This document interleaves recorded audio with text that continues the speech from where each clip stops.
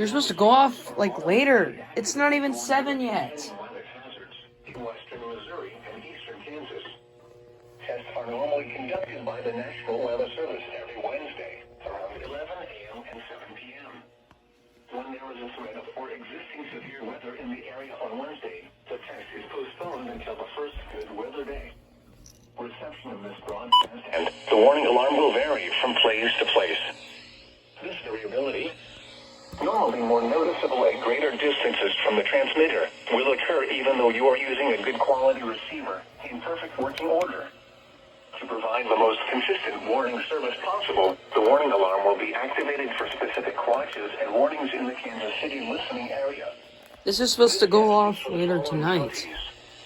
In Missouri, Cass, Clay, Jackson, Johnson, Lafayette, Platte, and Ray.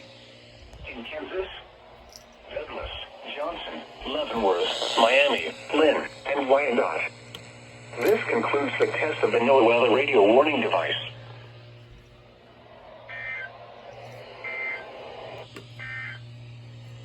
At 6 p.m. in Kansas City International, skies were partly sunny. The temperature was 78, the dew point 68, and the relative humidity 71%. The wind was northwest at 6 miles an hour. The pressure was 30.01 inches and steady. Around Kansas City, it ranged from mostly sunny to partly sunny, and temperatures were in the lower to mid-80s. This thing was supposed to go off later. Sunny to cloudy.